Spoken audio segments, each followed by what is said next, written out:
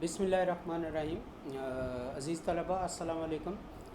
मुतालिया पाकिस्तान के lecture number 30 के साथ जो है वो हाज़िर खिदमत हूँ। और आज का हमारा मौजू है माशी अदम तवाज़न। और इसके साथ साथ जो दूसरा मौजू हम टच करेंगे वो है नक्शा बिनी, जो कि हमारी जो सिलेबस है या आप यूँ कह लें कि टेक्स्ट बुक है उसमें दिया गया है। इसके इन दोनों को मिला के जो है वो बयान करने का मकसद ये है कि चूँकि ये इस चैप्टर का आखिरी टॉपिक्स हैं, तो इनमें इतना जो है वो हमारे पास मटेरियल या हमें दस्तयाब नहीं है कि हम उसको जो है वो, या इसको आप यूँ कह लें कि इम्पोर्टेंट तो ये क्वेश्चन होते हैं, लेकिन कुछ क्वेश्चन जो है वो हर चैप्टर्स में ऐसे होते हैं कि उनको आपने सिर्फ एक तरह से अपनी इल्मी इस्तेदाद को बढ़ाने के लिए ही इस्तेमाल करना होता है, और उसके लिए आपको जो दीगर ज़राए होते हैं उनसे भी इस्तिफ़ादा करना होता है। क्योंकि मईशत और आप यूँ कह लें कि सियासत का या मईशत और किसी मुल्क की तरक्की का जो है वो एक बड़ा अहम रोल होता है। मईशत जो है अगर उसमें फ़र्क आ जाए तो वो उस मुल्क की तरक्की को जो है वो डैमेज कर सकती है, या उसकी जो प्रोग्रेस है उसको स्लो कर सकती है। तो एक तरह से आप यूँ कह लें कि एक मुतवाज़न जो मईशत होती है वो किसी भी मुल्क को आगे ले जाने के लिए बड़ा अहम रोल प्ले करती है। तो हम देखते हैं कि गैर मुतवाज़न इक़्तिसादी तरक्की और इलाकाई अदम तवाज़न उसको आप थोड़ा सा देख लीजिएगा, सुन लीजिएगा कि पाकिस्तान के मुख्तलिफ़ सूबों और इलाक़ों में वसी जो है वो तफावत या फ़र्क पाया जाता है। इस फ़र्क के बहुत से पहलू हैं। इस फ़र्क को हम तबी तौर पे भी कह सकते हैं और इंसानों का पैदा करता भी कह सकते हैं, जैसा कि हमने पाकिस्तान के जो जोग्राफ़िया था उसमें डिस्कस किया था कि किस तरीके से जो है वो एक ही मुल्क में आप यूँ कह लें कि कराची का मौसम जो है वो कैसा है, और अगर गिलगित बल्तिस्तान की तरफ चले जाएं तो वहाँ का जो जोग्राफ़िया है या वहाँ का जो मौसम है वो कैसा है। इसी तरह से अगर हम जो है वो सिंध में चले जाएं तो वहाँ पे टोटली जो है वो डिफरेंट हमें नज़र आता है मौसम। उसकी जो तबी खदोखाल हैं वो उनमें जो तफावत है या उनमें जो फ़र्क है हमें वाज़े तौर पर नज़र आता है। खित्ता पोठवार बलूचिस्तान का जो सतह मुर्तफ़ा, इसी तरह से पंजाब का मैदान, सिंध का मैदान, ठीक है जी। KPK में चले जाएं तो उस तरह, तो ये आप यूँ कह लें कि बड़ा एक अजीब व गरीब किस्म का तभी खदोखाल के लिहाज से पाकिस्तान को जो है वो ख़ित्ता मिला है, लेकिन इसके बहुत सारे फ़वाइद भी हैं।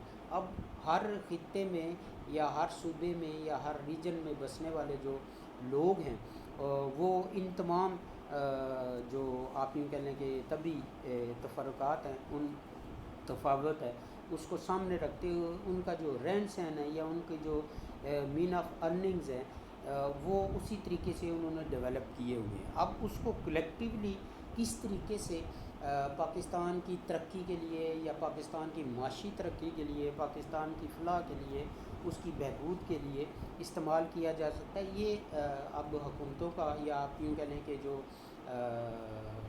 स्ट्रेटजी जो बनाने वाले लोग हैं उनको जो है वो उन पे ये सारा क्रेडिट जाता है कि उन्होंने किस तरीके से एक ऐसी पॉलिसी वज़ा कर दी है, या ये जो हुकूमती आप यूँ कह लें कि मशीनरी होती है उसने एक ऐसी पॉलिसी बनानी होती है कि इन तमाम जो एक तरह से वफाक है उस वफाक को इकट्ठा करके किस तरीके से आगे दुनिया के नक्शे में जो है वो पेश करना। तो पाकिस्तान के मुख्तलिफ़ इलाक़ों की जो या सूबों में जो आप यूँ कह लें कि फ़र्क पाया जाता है, उसमें हम देखते हैं कि पंजाब की आबादी 7 करोड़ 25 लाख, सिंध की आबादी तकरीबन 3 करोड़ 51 लाख। लेकिन ये अब पुराने उसमें है, आजकल तो हम कहते हैं जी कि पंजाब की आबादी जो है वो एक तरह से 10 करोड़ से भी तजावज़ कर गई है, और सिंध की जो है वो تقریباً 5 کروڑ سے،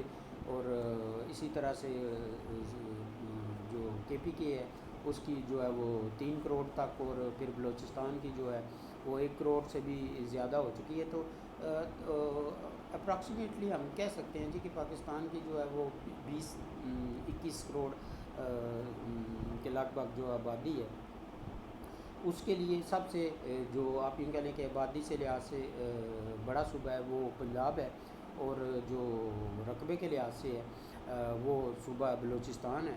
اور اس طرح سے آپ کہہ سکتے ہیں کہ پاکستان کا جو رقبے کے لحاظ سے بلوچستان ہے وہ تقریباً 44% رقبے پر محیط ہے، جبکہ پنجاب کے پاس جو ہے وہ صرف 26% رقبہ ہے پاکستان کے کل رقبے کا، 7,96,096 اسکوائر فی کلومیٹر کے حساب سے۔ اور آبادی دیکھیں تو دونوں کی اس میں ہمیں فرق نظر آتا ہے۔ اسی طرح سے ہم دیکھتے ہیں کہ ملک میں 2 لاکھ آبادی کے 23 شہروں میں سے صرف ایک بلوچستان کے حصے میں آتا ہے، اور پھر آبادی کے لحاظ سے 5 بڑے شہروں میں سے صرف ایک کراچی صوبہ سندھ میں واقع ہے۔ باقی 4 شہر جو ہیں ان کا تعلق جو ہے وہ پنجاب سے ہے، لاہور، فیصل آباد، راولپنڈی اور ملتان۔ اسی طرح سے ہم دیکھتے ہیں کہ زندگی اور کاروبار کی بہتر سہولتیں جو ہے میسر ہونے کی وجہ سے لوگ تیزی سے بڑے شہروں کا رخ کر رہے ہیں۔ اس رجحان کا نتیجہ یہ ہے کہ بڑے شہر بے ہنگم طریقے سے پھیلتے چلے جا رہے ہیں، اور اس کی وجہ سے بہت سارے جو مسائل ہیں وہ بھی ہمیں ان کا سامنا کرنا پڑتا ہے۔ آپ لوگ خبروں میں بھی سنتے ہیں، اخبارات میں بھی پڑھتے ہیں کہ زیادہ آبادی جو ہے وہ اگر ایک ہی جگہ جو ہے وہ اس کا اکٹھ ہو جائے تو اس سے فوائد ہونے کے ساتھ ساتھ نقصانات بھی بہت زیادہ ہوتے ہیں۔ تو تمام سرمایہ کار جو ہے یا وہ اپنی سرمایہ کاری جو ہے وہ بڑے شہروں میں ہی کر رہے ہیں۔ صحت اور تعلیم کی سہولتیں بھی جو ہے وہ شہروں تک ہی مرتکز ہو کے رہ گئی ہیں، اور زندگی کی بنیادی سہولتیں دیہات میں فراہم کرنے کی طرف توجہ بہت کم دی گئی ہے، جس کا نتیجہ یہ ہے کہ دیہات میں محرومی کا احساس بڑھ رہا ہے۔ ایک ماہر اقتصادیات حامد شاہد کے الفاظ میں کہ اس صورتحال میں دولت و ثروت کے چند ایسے جزیرے وجود میں آ جائیں گے جن کے گرد غربت اور افلاس کا ایک بیکراں سمندر پھیلا ہوا ہوگا۔ یعنی کہ موجودہ جو حالات ہیں ان کو مد نظر رکھتے ہوئے وہ بتا رہے ہیں کہ کس طریقے سے اگر آبادی کے اس ٹینڈنسی کو شہروں کی طرف بڑھنے سے روکا نہ گیا اور اس کو مزید دیہات کی طرف اگر پھیلایا نہ گیا تو وہ پھر اگلا جو آنے والا وقت ہے وہ بجائے سہولیات کے یا باقی چیزوں کی آسانیوں کے وہ ہمارے لیے باعث مصیبت بھی ہو سکتا ہے۔ تو اسی معاشی عدم توازن کی جو ہم کہہ لیں کہ تشریح اس طریقے سے بھی ہو جاتی ہے کہ اس سے مراد یہ ہے معاشی عدم توازن سے کہ ہمارے اخراجات زیادہ اور آمدن کم ہو، یا ہماری ضروریات زندگی کا حصول آمدن میں ممکن نہ ہو۔ پاکستان گزشتہ تقریباً 70-72 سالوں سے معاشی عدم توازن کا شکار رہا ہے، جہاں آمدن کم اور اخراجات زیادہ رہے، جس کی اصل وجہ ہمارے بجٹ میں غیر ترقیاتی اخراجات زیادہ اور ترقیاتی اخراجات کم ہیں۔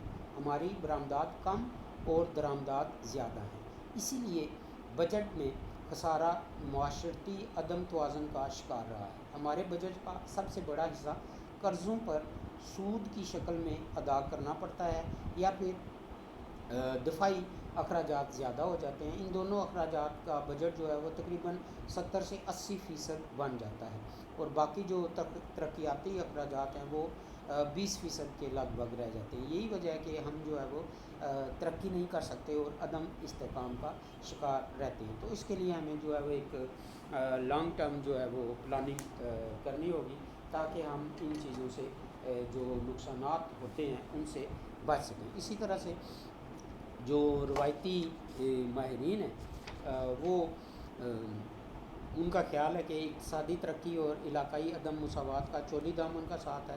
بعض ماہرین کہتے ہیں کہ ایک عارضی مسئلہ ہے جو وقت گزرنے کے ساتھ ساتھ اپنے آپ کو خود حل کر لیتا ہے۔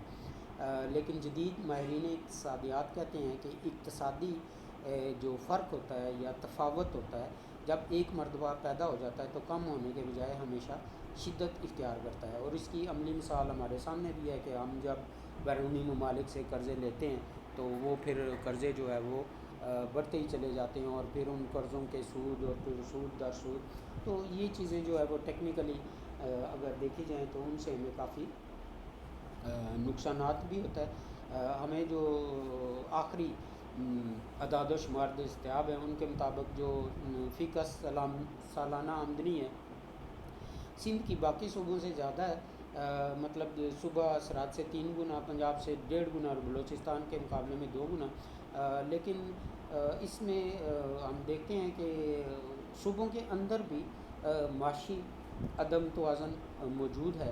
مثلا وسطی پنجاب جنوبی پنجاب کے مقابلے میں زیادہ آباد اور خوشحال ہے، یہی حال جو ہے وہ دوسرے صوبوں کا بھی ہے۔ تو وہ میں جیسا کہ پہلے ذکر کر چکا ہوں کہ یہ جو بڑے شہر ہیں ان کی طرف جب ہم دیکھتے ہیں تو وہاں کی فی کس آمدنی یا ان کے جو معاشی اشاریے جب ہم دیکھتے ہیں تو وہ ٹوٹلی جو ہے وہ مختلف ہوتے ہیں جو انہی صوبہ جات میں جو چھوٹے دیہات یا شہر ہیں۔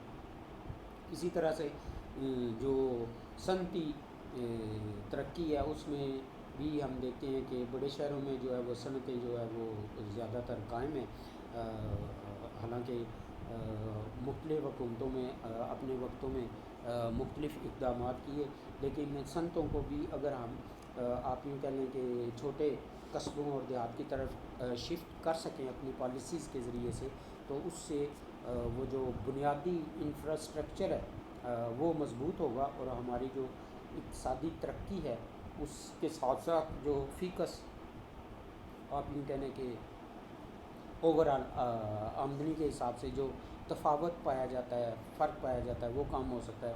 پھر ہم دیکھتے ہیں جی کہ ہماری جو ریلوے، سڑکیں، ٹیلی فون، ٹیلی ویژن، اخبارات اور ڈاک وغیرہ کا نظام ہے، جن شہروں اور صوبوں میں یہ صورتیں موجود تھیں وہ انہی میں ترقی کی رفتار اور فی کس آمدنی جو ہے وہ تیزی سے بڑھی ہے، اور تعلیم یافتہ اور فنی مہارت رکھنے والے لوگ کراچی، کوئٹہ، پشاور اور دیگر دوسرے شہروں کا رخ کرتے ہیں جہاں بینک، کالج، ہسپتال، تعلیمی ادارے اور ملازمت کے مواقع بکثرت جو ہے وہ دستیاب ہوتے ہیں۔ تو میں یہ کہہ سکتا ہوں کہ معاشی عدم توازن کے جو ہے وہ چند پوائنٹ آپ کو بتا دیتا ہوں جو اسباب ہیں، وہ کیا ہیں کہ اس میں جیسے جاگیرداری نظام میں زمیندار، بڑے زمیندار جو ہے وہ چھوٹے کسانوں پہ جس طرح سے مشقت کروا کے ان کو ان کا معاوضہ نہیں دیتے، تو اسی طرح سے شہروں میں اگر ہم دیکھیں تو طاقتور جو بیوروکریسی ہے یا افسر شاہی ہے وہ بھی زیادہ سہولتیں جو ہے وہ اپنی شہری جہاں سے کہ وہ تعلق رکھتے ہیں یا جہاں پہ ان کو رہنا ہوتا ہے اسی طرف ان کا رجحان ہوتا ہے۔ بہرحال جی معاشی عدم توازن کے اسباب میں ہم دیکھتے ہیں کہ آبادی زیادہ کیا میں پاکستان کے وقت تھی اور وسائل نہیں تھے۔ 1948، 65، 71 کی جنگوں نے بھی پاکستان کی معیشت کو جو ہے وہ ڈیمیج پہنچایا۔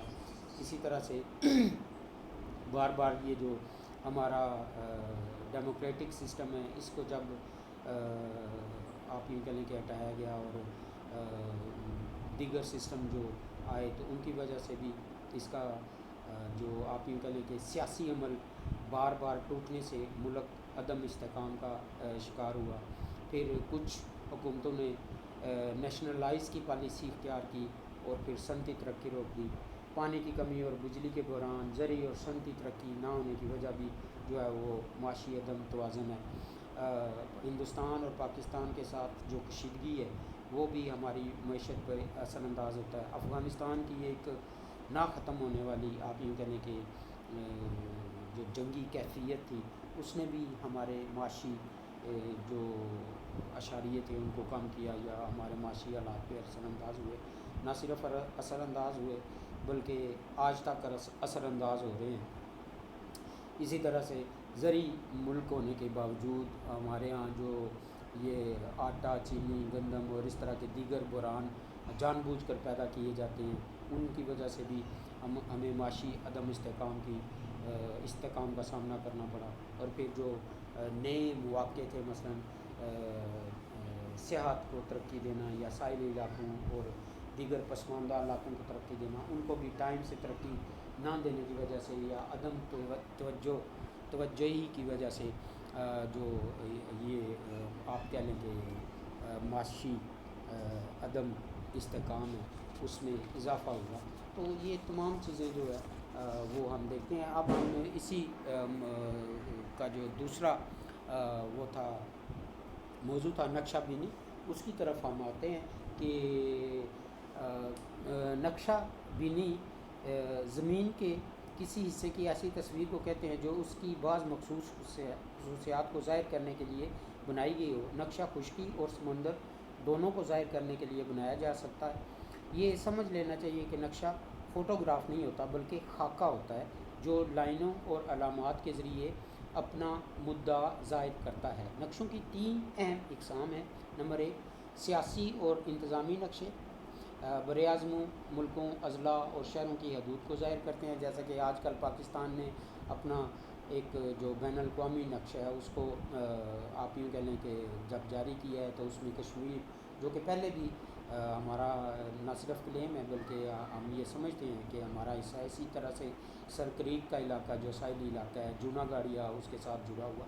تو یہ نقشے جو ہوتے ہیں یہ آپ یوں کہہ لیں کہ کوئی بھی عمارت جب تعمیر کی جاتی ہے تو نقشہ پہلے سامنے ہوتا ہے، تو پھر اسی پہ جو ہے وہ فاؤنڈیشن رکھی جاتی ہے اور وہ تمام چیزیں۔ تو یہ آپ یوں کہہ لیں کہ نقشہ بینی کے دوسرا جو پوائنٹ ہے کہ طبعی نقشے جو پہاڑوں، دریاؤں، صحراؤں، وادیوں اور میدانوں وغیرہ کو ظاہر کرتے ہیں۔ اور تیسرے جو ہوتے ہیں وہ سطح نما نقشے، ریلیف میپ یا سطح نما نقشوں میں مختلف رنگوں سے سطح زمین، پہاڑوں اور میدانوں وغیرہ کی سطح سمندر سے بلندی کو ظاہر کیا جاتا ہے۔ جب آپ ایک نقشے کو سامنے رکھیں گے تو عموماً اس کی اوپر والی سمت میں شمال، نیچے کی جانب جنوب، آپ کے بائیں ہاتھ مغرب اور دائیں ہاتھ مشرق ہوگا۔ اسی طرح سے ہم دیکھتے ہیں کہ نقشہ بنانے کے لیے ضروری ہے کہ ہمیں درج ذیل معلومات حاصل ہوں۔ پیمانہ اس نسبت کو کہتے ہیں جو نقشی فاصلوں اور زمینی فاصلوں کے مابین ہے۔ مثلا 1 انچ برابر ہے 10 میل کے، یعنی 10 نقشی فاصلہ 1 انچ برابر ہے 10 میل زمینی فاصلہ ہے۔ اسی طرح سے نمبر 2 میپ پروجیکشن، خطوط طول بلد اور خطوط عرض بلد کو گلوب سے سادہ کاغذ پر منتقل کرنے کے لیے طریقے کو میپ پروجیکشن کہتے ہیں۔ کسی بھی ملک کا علاقہ خطوط طول بلد اور خطوط عرض بلد سے ظاہر کیا جاتا ہے۔ نمبر 3 علامت، نقشے پہ پہاڑ، دریا، پل، سڑکیں اور ریلوے لائن کو علامات کے ذریعے ظاہر کیا جاتا ہے۔ مثلا سڑک سرخ رنگ کے خط سے، دریا یلو کلر سے اور پہاڑ بھورے خط سے ظاہر کیے جاتے ہیں، دریا نیلے کلر سے۔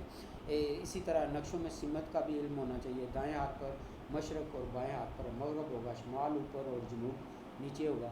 سمتوں کی علامات بھی نقشوں پر ظاہر کرتے ہیں۔ نمبر نیکسٹ خطوط عرض بلد۔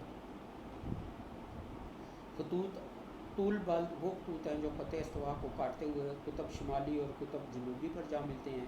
خط استوا ان خطوط کے مرکز میں واقع ہے، اس کا درجہ 0 ڈگری ہے۔ 180 ڈگری طول بلد اس کے مشرق اور 180 ڈگری مغرب میں واقع ہے۔ کل خطوط بلد 360 ڈگری ہیں، 360۔ اسی طرح سے خطوط عرض بلد۔ خطوط عرض بلد وہ خطوط ہیں جو خط استوا کے متوازی شمالاً جنوباً پھیلے ہوئے ہیں۔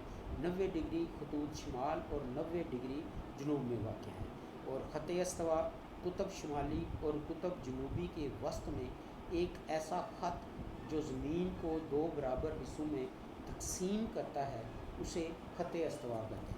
تو ڈیئر اسٹوڈنٹ، نقشے سے متعلق معلومات اور نقشہ بینی سے جو چیزیں ہیں اس کو ہم دیکھنے کے لیے थोड़ा समझने की कोशिश कर रहे हैं। तो उसी में हम देखते हैं कि इसी तरह की अलामात की बुनियाद पर हम समझते हैं कि दुनिया में पहाड़ कहाँ हैं, दरिया किस इलाके को सराब करते हैं और कहाँ कहाँ वाक़ है। पैमाना की मदद से किसी दो मकामात के दरमियान फासले को मापने में आसानी होती है। नक्शा पर नीचे की तरफ पैमाना दिया जाता है, तो इसी तरह से फासलों को मापने में आसानी के पैमाना ख़त की शक्ल में भी ज़ाहिर किया जाता है और कसरे एतबारी से भी ज़ाहिर किया जाता है, जिनकी मदद से नक्शों पर दिए गए मुकामात के दरमियान असल फासलों को मापने में आसानी होती है। नक्शे छोटे और बड़े पैमाने पर बनाए जाते हैं। छोटी स्केल पर मुख्तसर मालूमात और बड़ी स्केल पर मालूमात तफसीली ज़ाहिर की जाती हैं। नक्शे आबादी, दर्जा हरारत, सतह, ज़राअत, सनत और दीगर मुख्तलिफ़ किस्म की सरगर्मियों की तकसीम को ज़ाहिर करने के लिए इस्तेमाल होते हैं। तो ये चैप्टर नंबर आप यूँ करें कि हमारा जो 3 है उसका जो है वो इख्तिताम है जी। तो आप इस चैप्टर के जो MCQs हैं उनको तैयार कर लें। जैसा कि मैंने आपको पहले भी कहा था कि इन्हीं ऑनलाइन क्लासेस के दरमियान भी आपके टेस्ट मुतवक्को हो सकते हैं, और अगर ना हुआ तो फिर जैसा कि हम देख रहे हैं इंशाल्लाह 15 सितंबर से जब रेगुलर क्लासेस शुरू होंगी तो उसमें फिर आपको आसानी रहेगी, आपको कोई बोझ महसूस नहीं होगा। तो आप ये शार्ट आंसर क्वेश्चन और MCQs वगैरह की तैयारी साथ साथ जारी रखें, और अगर कोई क्वेश्चन आपने पूछना है, क्वायरीज़ आपकी जो हैं, तो आप मुझे SMS करके व्हाट्सएप पे या मैसेजेस, वॉइस मैसेजेस के ज़रिए से आप पूछ सकते हैं। मैं हम अब आपके जवाब के लिए मौजूद हूँ। थैंक यू वेरी मच जी। अल्लाह हाफ़िज़।